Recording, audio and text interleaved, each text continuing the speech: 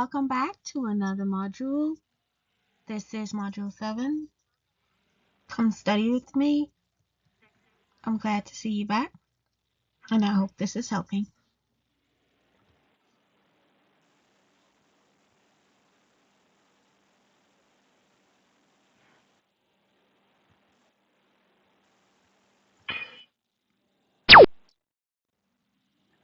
All right, so we're doing more on social and cultural developments. Here we're going to discuss the Anti-Salon League.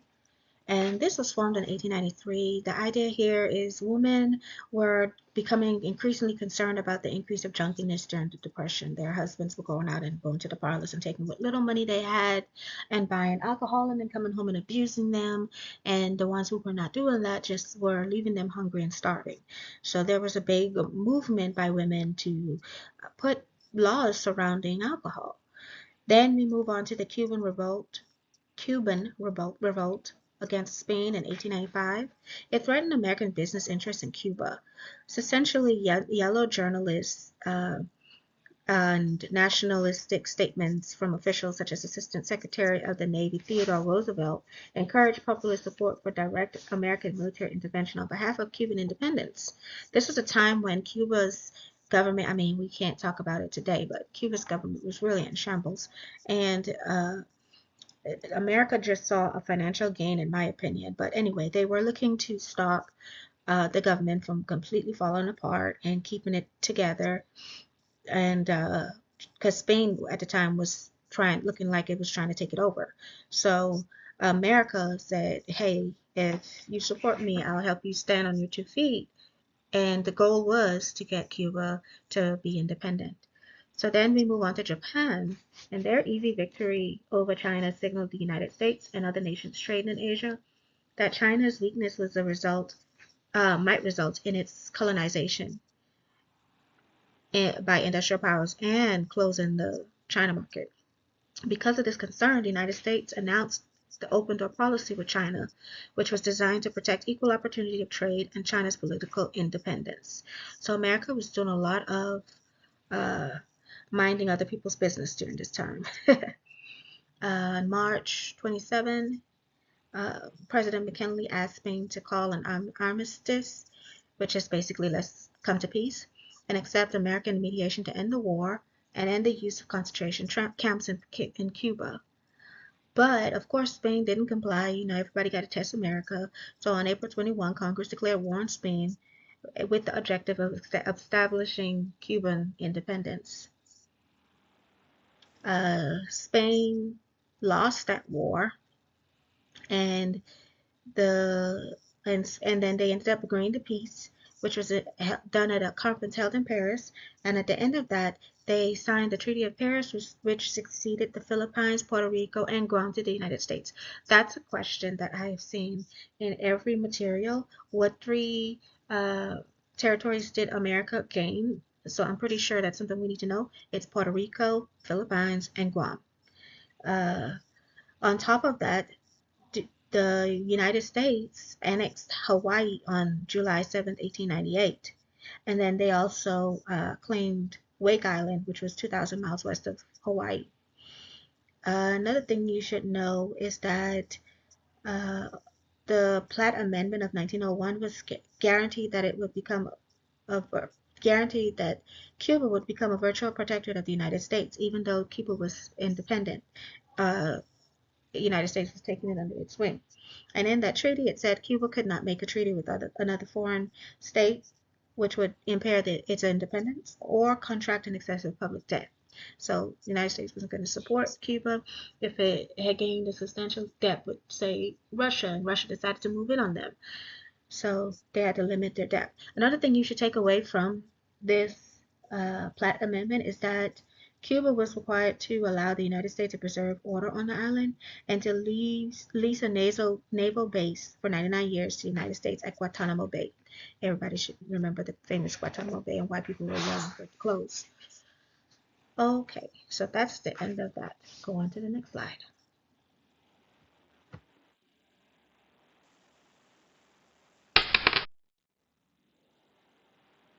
All right, with all that information, we are now on the quiz.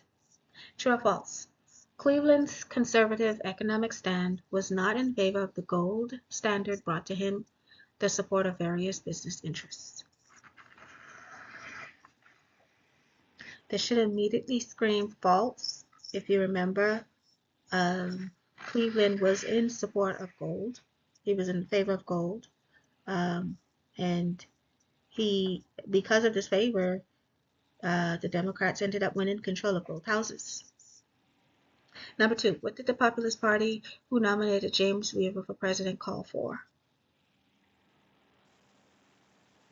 They called for the enactment of a program that would provide federal loans to farmers. They wanted the silver to gold ratio to be 16-1. They wanted a graduated income tax, postal savings bank, public ownership of railroads, telephone, and telegraph systems.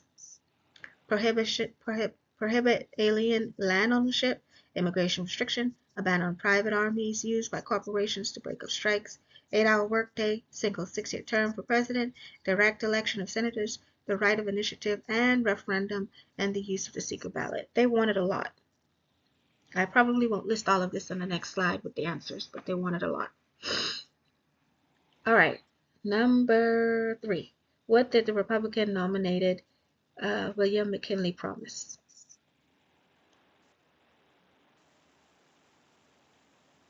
He promised to maintain the gold standard and protective tariffs.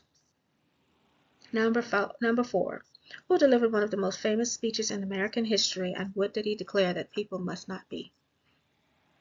You should remember that it's Brian, and he stated that people should not be crucified upon a cross of gold, because people was just going so crazy over gold at this time. You had the gold rush, and everything was surrounding around gold, gold, gold. Number 5. Who lost the opportunity to become a permanent political force after nominating Bryan and was outmaneuvered by the Silver Democrats? This is the Populist Party, and this should be easy for you to figure out because it's not in practice today. Number 6. Who won the election by 1.5 million votes and allowing the Republicans to retain control of Congress? William McKinley. Number 7. This is the name given to the event where iron and steel workers went on strike in Pennsylvania against the Carnegie Steel Company to protest salary reductions. This is the Homestead Strike of 1892. Number 8. What was the primary cause of the Depression in 1893? Rapid growth, dramatic growth of the federal deficit, withdrawal of British investments from the American market, and the outward transfer of gold and loss of business confidence. This was, here we are, a new country, and just got up and started running. And yeah, that led to the Depression.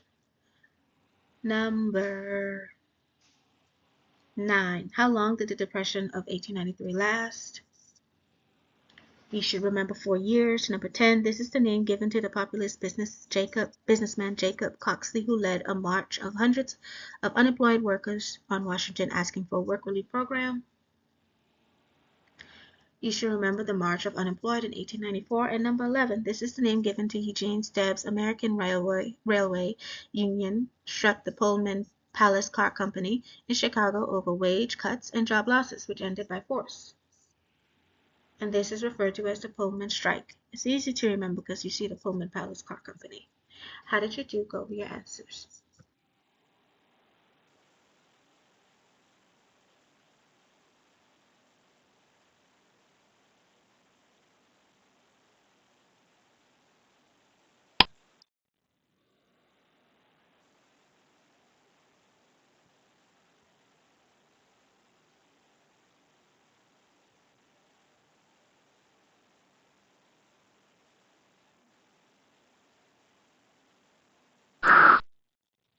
Okay, back to the other half of the questions. Number 12. This was formed in 1893, concerned about the increase of drunkenness during the Depression. You should remember the Anti-Salon League.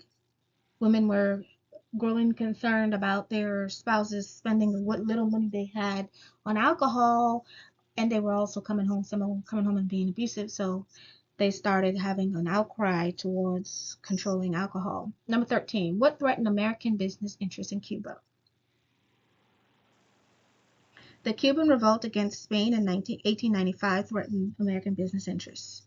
Number 14, during the Cuba-Spain-American crisis, what type of journalism and nationalistic statements from officials such as Assistant Secretary of the Navy Theodore Roosevelt encouraged support for direct American military intervention on behalf of Cuba independence?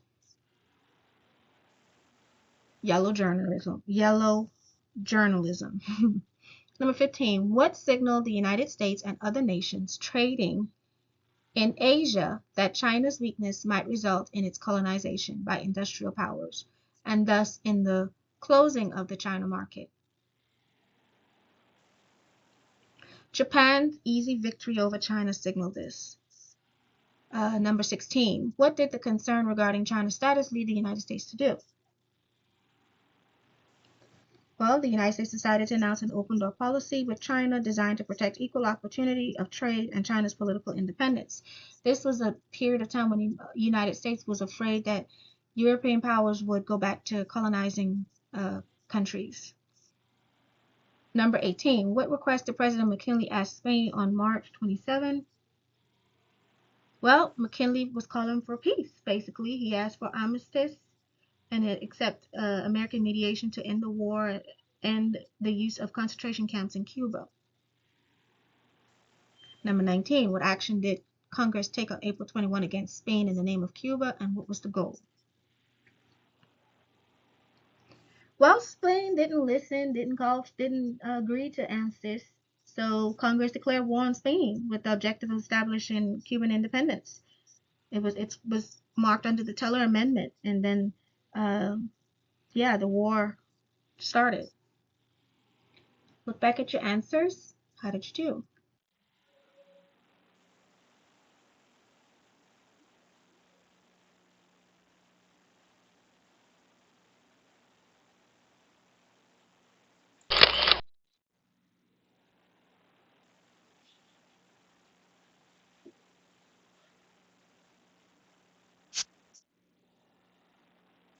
Okay, number 20.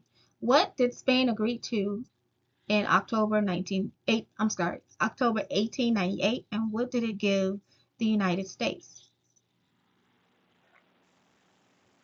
Well, Spain agreed to a peace conference to be held in Paris on October 1898, and it seceded the Philippines, Puerto Rico, and Guam to the United States in return for payment of $20 million to Spain for the Philippines. Now, this is very important because I took a practice test. I actually bought all three of them through ETS, and each version discussed it just asked the question different ways. Um, and so and plus all materials discussed these three territories that were succeeded to the United States through this deal. So it's important for you to understand and take away that the peace conference in Paris led to the United States gaining territory in the Philippines, Puerto Rico, and Guam. Number 22. During the Spain War, what did the United States annex on July 7th, 1898? That would be Hawaii. And let's go back to 21 because I forgot to answer what the treaty was. So 21 said which treaty resulted in the war in Spain and was ratified by the Senate on February 6, 1900. That would be the Treaty of Paris. Number 23. In 1900, the United States claimed what island 2,000 miles west of Hawaii? That would be the Wake Island.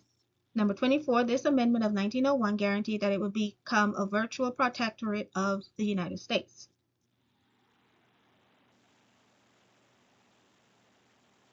That would be the Platt Amendment.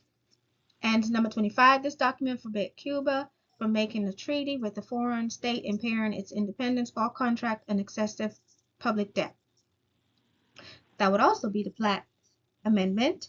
And then number 26, true or false. Cuba was required to allow Germany to preserve order on the island and to lease a naval base for 99 years at Guantanamo Bay. This is false. The key word here is to allow Germany. Germany had nothing to do with this agreement. Go over your answers. How did you do?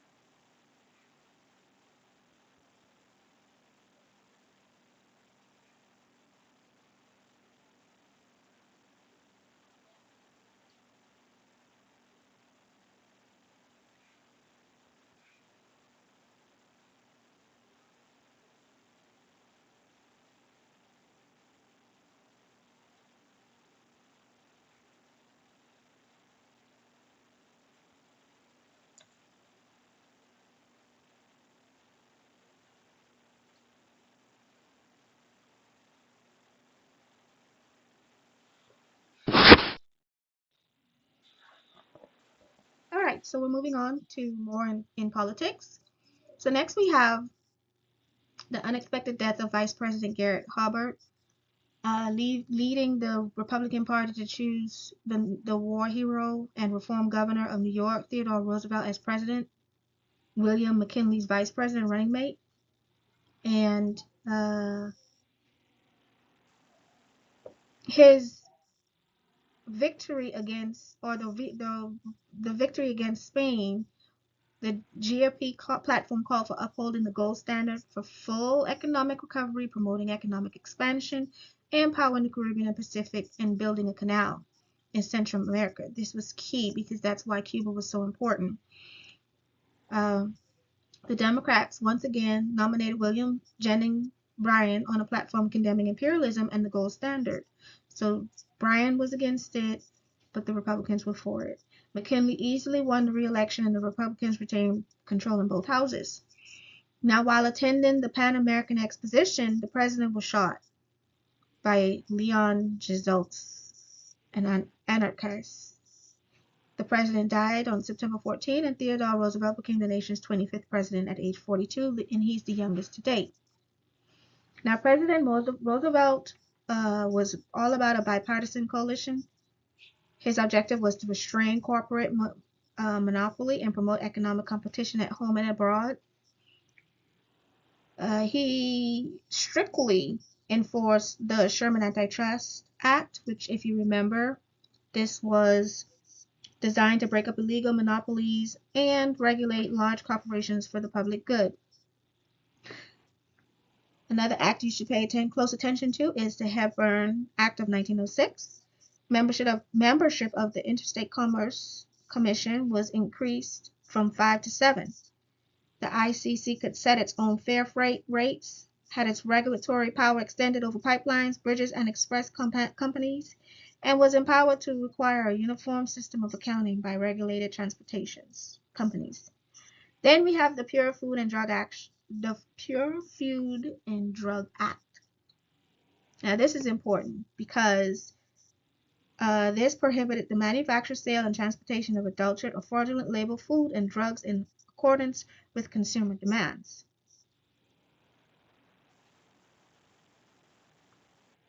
Then we have the Meat Inspection Act of 1906 as well, which is kind of coincided with the Pure Food and Drug Act. And the Meat Inspection Act provided for federal and sanitary regulations, inspections, and meat packaging facilities. This was due to wartime scandals in 1898 involving spoiled canned meats, where a powerful force for reform was operated. Then we have the Antitrust of 1902. Attorney General P.C. Knox first brought suit against the Northern Security Company, a railroad holding corporation put together by J.P. Morgan, and then moved against Rockefeller's Standard Oil Company. By the time he left office, Roosevelt had indictments against 25 monopolies. This goes back to that list of people who, a small handful of people who dominated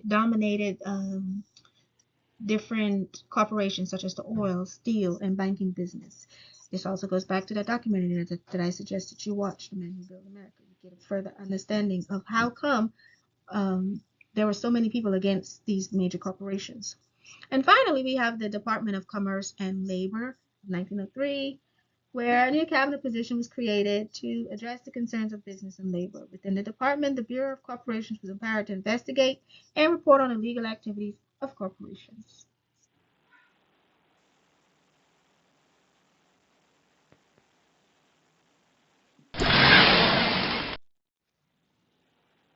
Okay, so now we're on to progressive reforms.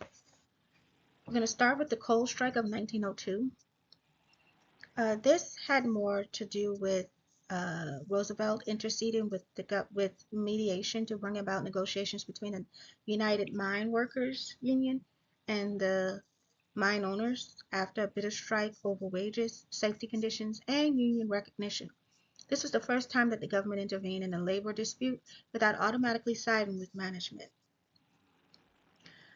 Something else you should know is that a brief economic recession and panic occurred in 1907 as a result, in part, of questionable bank speculations, a lack of flexible monetary and credit policies, and a conservative gold standard. It called to attention the need for banking reform, which would lead to the establishment of the Federal Reserve System in 1913. If you can remember, there was like a really um, big panic where the bankers thought that they better cash out, everybody better cash out before the market crashed, and they just created a whole big ripple of panic with the public. And so it just went to show the government that they needed to monitor the banking system.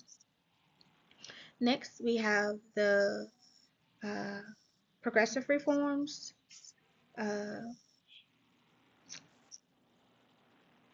so it's best described as evolutionary change rather than an upheaval. So first we have the muckrackers, which Roosevelt coined, and they were investigative journals and authors who were often champions of reforms. They were going about and discovering what people were doing and reporting on it. So progressive reforms, when you think of that, it's not like you can put a bunch of terms in one category and say, okay, this is the progressive reform.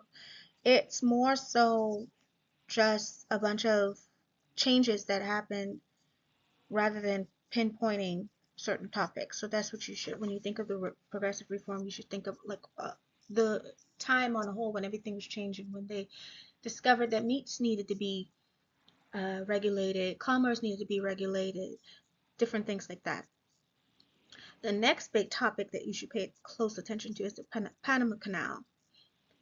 Roosevelt engineered the separation of Panama from Colombia and the recognition of Panama as an independent country. This was under the treaty that's called Hay-Buenaventura.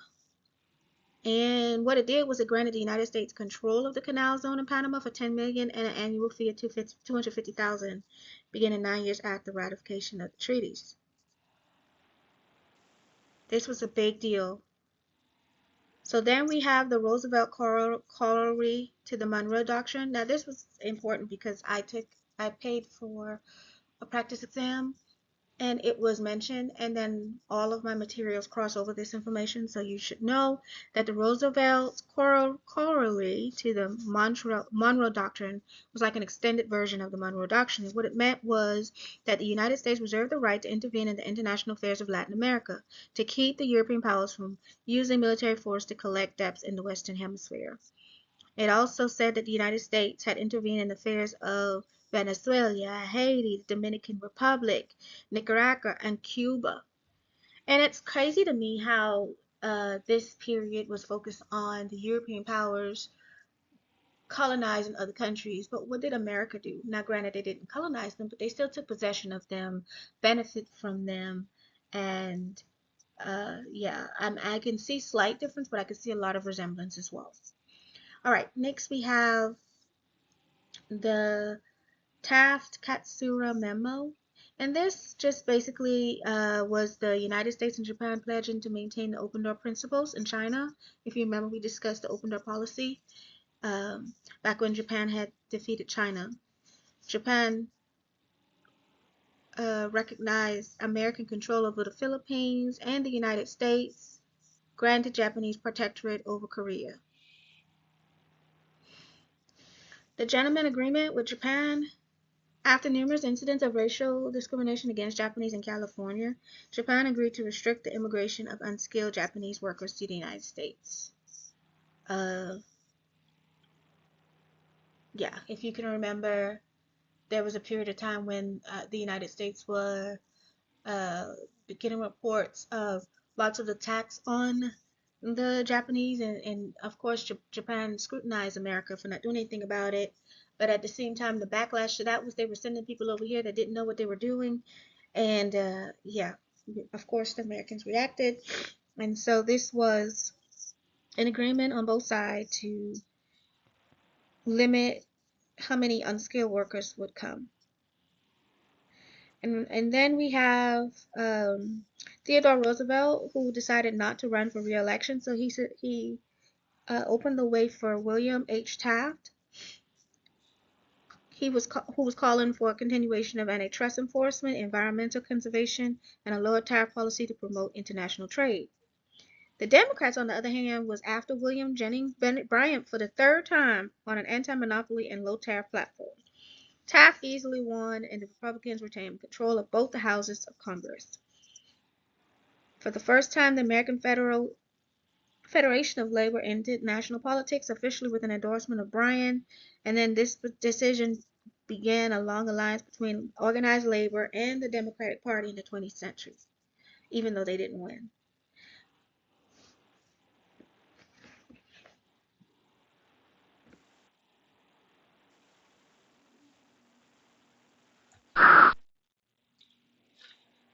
All right, we've reached the second quiz of this module. Let's get started. Number 1. Which vice president suddenly died, leaving the Republican Party to choose a war hero? That would be Garrett Hubbard. Number 2. Who replaced Vice President Garrett Hubbard after his untimely death? That would be Theodore Roosevelt. And number 3, what did the GOP platform call for after Spain victory?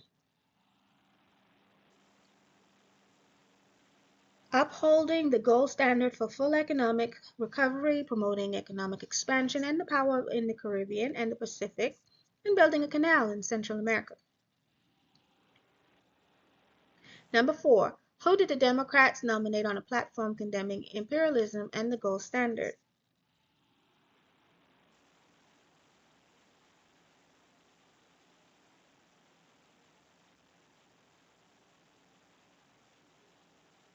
William Jennings Bryan. Number 5, what is imperialism? Well, if you can remember, imperialism, or have pieced together, imperialism is the ability of one country to bully another country, basically extend their power beyond their country into another country through military force and influence. A good example of this would be Britain's attempt to control the colonists from across the waters. All right, number 6. Who was shot on September 6, 1901 by Leon while attending the Pan American Exposition in Buffalo, New York? That would be President McKinley. Number 7. The death of the president made this man the 25th president at age 42, which is the youngest to date. That would be Theodore Roosevelt. Number 8. Who created a bipartisan coalition of liberal reforms? That again would be Theodore Roosevelt. And number 9, what was Theodore's objectives? His objective was to restrain corporate monopoly and promote economic competition at home and abroad. Number 10, what did President Theodore pledge a strict enforcement of? He was an adamant and determined enforcer of the Sherman Antitrust Act. If you remember, that was well, that's the answer to the next question, so I'll just wait for that. Let's just dive into it. Number 11, what is the Sherman Antitrust Act of 1890? And this is a repeat question, and you should remember that this was the designed to break up illegal monopolies and regulate large corporations for the public good. So he was on a mission to break up corporations. At the time, there was like a handful of main companies that uh, were the like champions of a field. For example, the steel business was owned by Andrew Carnegie, and anytime anyone tried to spring up to be his competition, he would buy him out, threaten him out, or kill him out. Then you had J.P. Morgan was in charge of the banks, and Rockefeller had the uh, oil business. So you had all these not all of these, but you had these handful of people who were just doing whatever they want, and this was the law that allowed Theodore to stop them. All right, go over your answers. How did you do?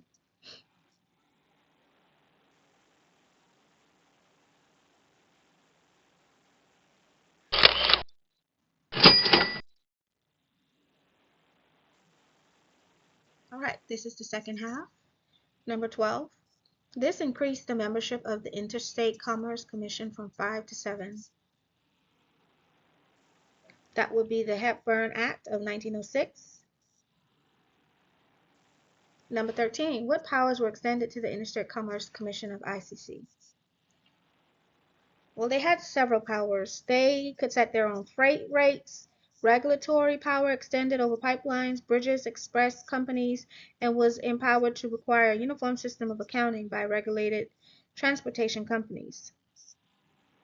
Number 14. What prohibited the manufacture, sale, and transportation of adulterated or fraudulent labeled foods and drugs in accordance with consumer demands? That's the Food and Drug Act, Pure Food and Drug Act of 1906. Number 15, this provided for federal sanitary regulations and inspections in meat packaging facilities. That would be the Meat Inspection Act of 1906. Number 16, what were the powerful force for the Meat Inspection Act reform? That would be the scandals that broke out during the wartime in 1898, where lots of spoiled canned goods, canned meats were being used. Number 17, who brought a suit against the Northern Securities Companies? The antitrust policy 1902, where Attorney General Knox first brought this suit.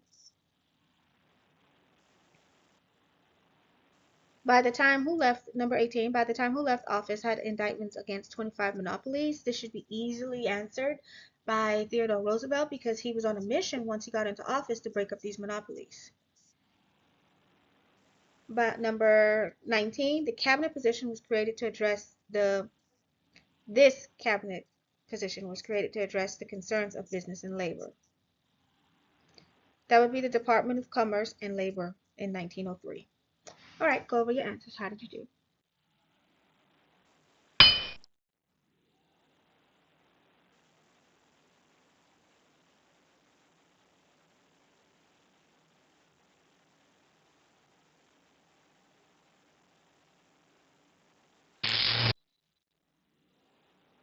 All right, we have a third part.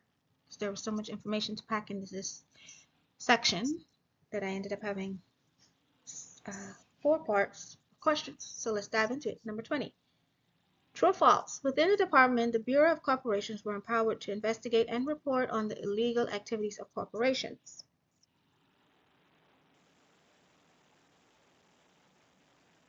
You should have said true. This was part of the Department of Commerce and Labor quests. Number 21, Roosevelt interceded with government mediation to bring about negotiations between the United Mine Workers Union under what major issue? You should remember the coal strike in 1902. What led to questionable banking speculations, lack of flexible monetary and credit policies, and a conservative gold standards?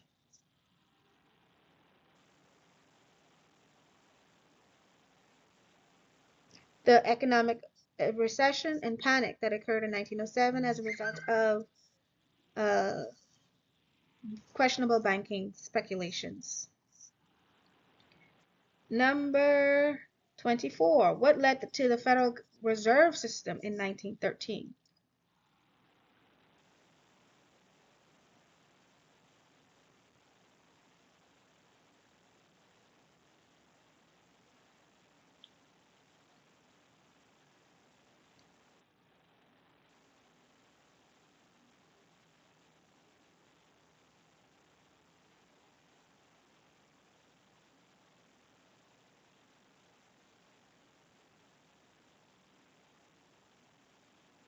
and that would be the banking, the banking spectacle that was happening when the creditors, when the economic recession took place and the panic occurred, and people started calling for banking reform. They created the Federal Reserve to handle this. And number 25. What is best described as an evolutionary change from above rather than evolution upheaval from below? Now, I'm going to just come right out and say the answer. This is the progressive reform. And the reason why I explain it like this is because when I had gone over the slide, there's no real way to say, okay, this topic and that topic was included in the revolution, the progressive reform. You just have to know that there were lots of changes that were revolutionary and that completely changed lives, such as the Meat Inspection Act and the Pure Food and Drug Act. All right, number 27. What is the name given to Roosevelt engineering the separation of Panama from Colombia and the recognition of Panama as an independent country?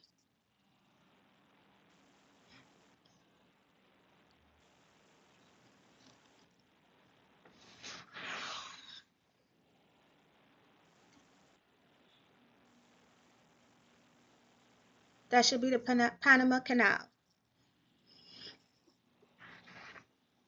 How did you do? Go over your answers.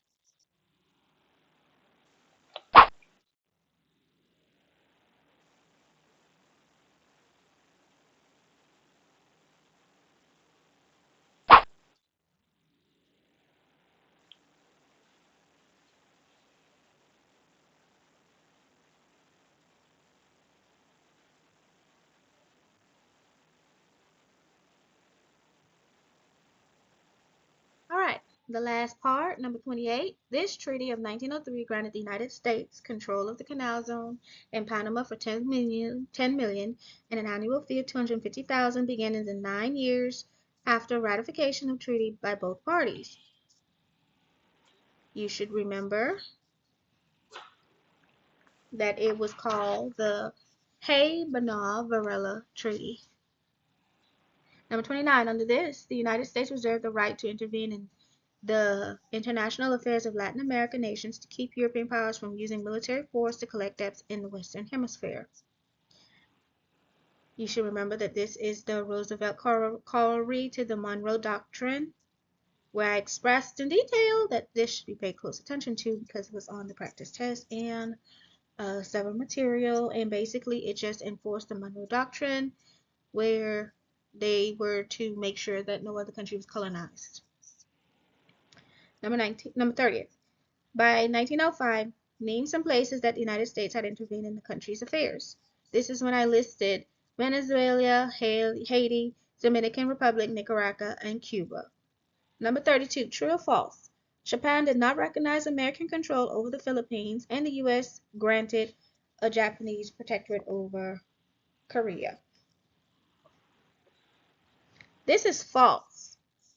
Japan did recognize the United States and did pledge. It did, not did not. So the key there is that I tricked you up with the word did not.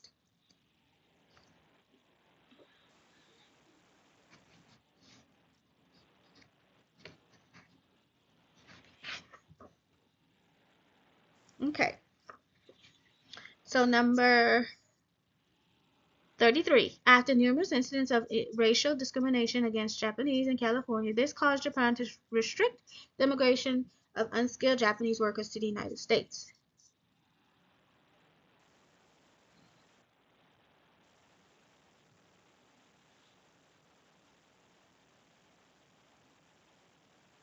That'll be the Gentleman Agreement with Japan, 1907.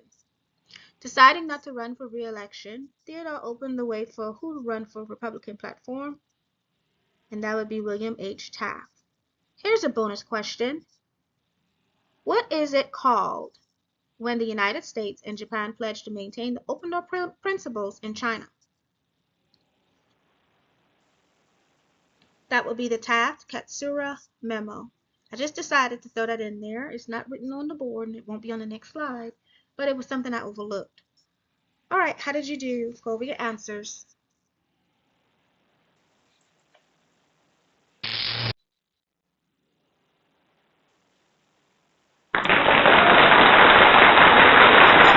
That's all, folks. Come back for the next module.